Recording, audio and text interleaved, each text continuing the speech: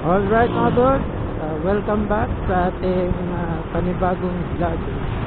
For today's video mga boss, pag-uusapan natin kung ano nga bang mas magandang gamitin na gasolina ito sa ating Raider 150 Fi. Bago yan, pagbago ka pa lang sa aking YouTube channel, please subscribe para updated kayo sa susunod nating vlog. Alright mga boss, ano nga bang magandang gamitin gasolina dito sa ating Raider 150 Fi mga boss? So comment down below mga boss kung ano yung mas magandang gamitin.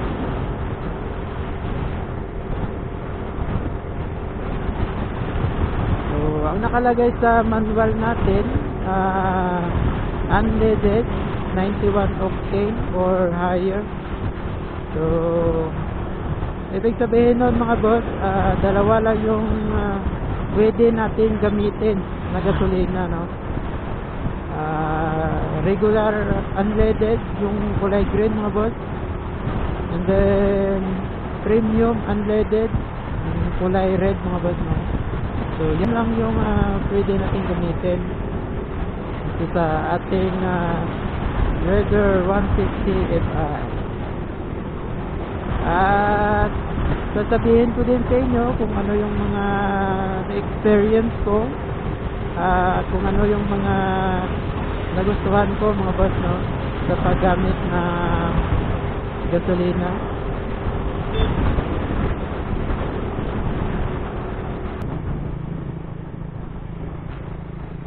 Wow, ang sarap maligo.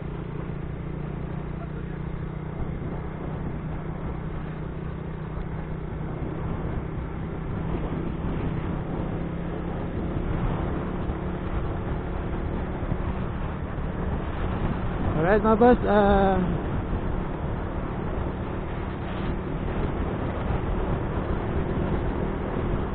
nung bago pa yung motor ko mga boss, ang ginagamit kong gasolina ay regular unleaded, yung kulay green. Yan. So 3 months ko siyang ginagamit. Ang una kong napansin mga boss, no, nagpupugak siya mga boss, nagbabackfire pala. So hindi ko alam kung normal ba yun or siguro bago pa lang yung motor ko. So hindi naman siya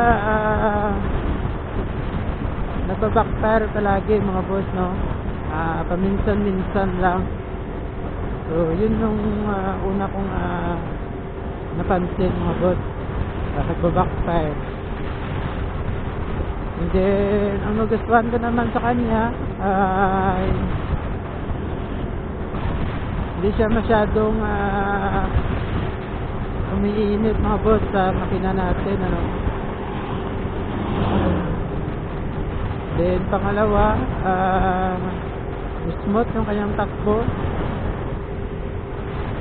at napakatipid sa gas mga boss. So yun ang akin na nagustuhan sa paggamit ng regular unleaded. And then after 3 months mga boss, tinry ko naman gamitin si premium unleaded. So ang una kong napansin talaga mga boss, mabilis siyang umiinit sa makina. So yun yung una kong napansin mga boss, no. Siguro nasa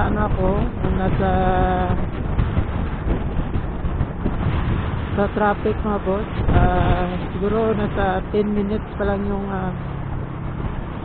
na-stranded. Biglang umandar ang kanyang radiator fan mga boss, no. Dahil sa sobrang init, mabilis siyang uminit mga boss. So para sa akin mga boss, wala namang problema, no. So hindi naman siya basta-basta ma-overheat mga boss, dahil naka liquid cooled na to si Raider.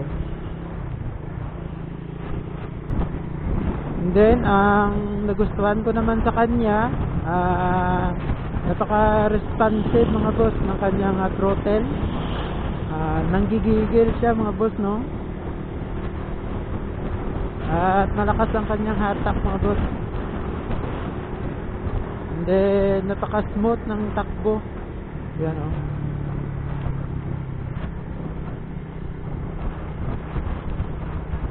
So, para sa akin mga boss, mas maganda talaga na gamitin itong si Premium Unleaded.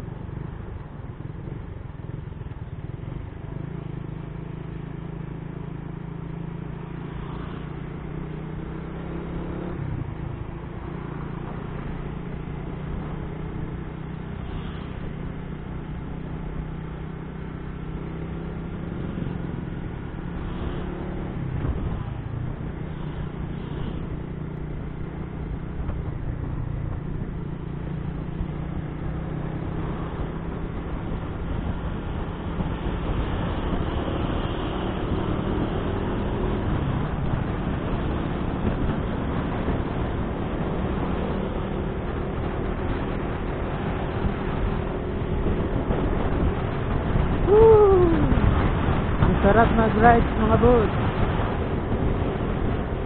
Ang sarap mag-ride, no, kapag na-drive mo na yung pinapangarap mong Raider FI, you know.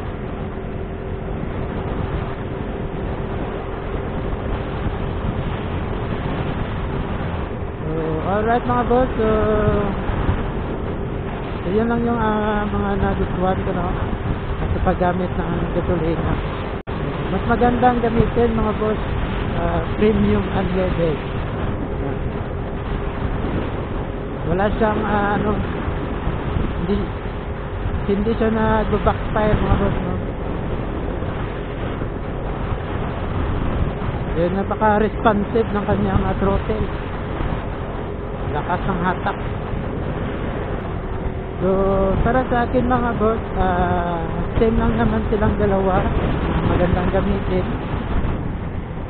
So, depende na yan mga boss sa inyo, no? Kung ano yung driving style nyo. Para sa akin kasi mga boss, no, mas maganda kasi yung mas malakas yung hatak. So, yun yung hinahanap ko.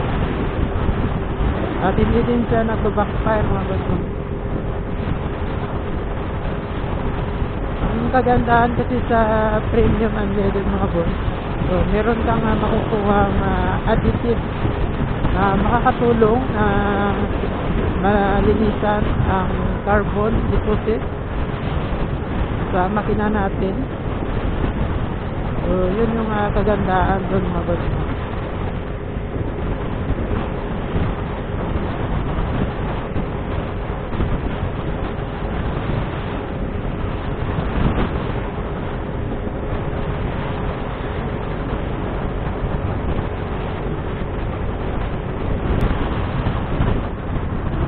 Lakas ng attack niya mga boss.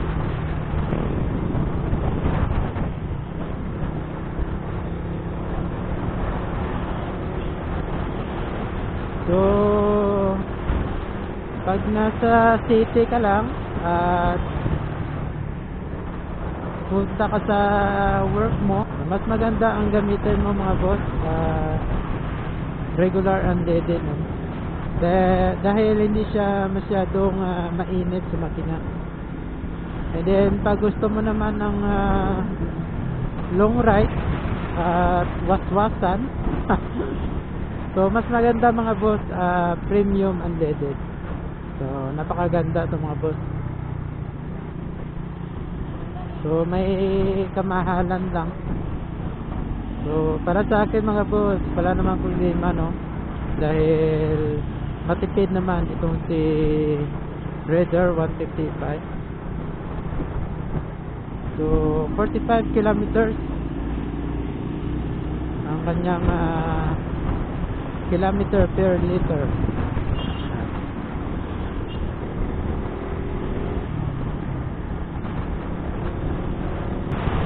Alright mga boss, dito ko na lang tatapusin tong video na to.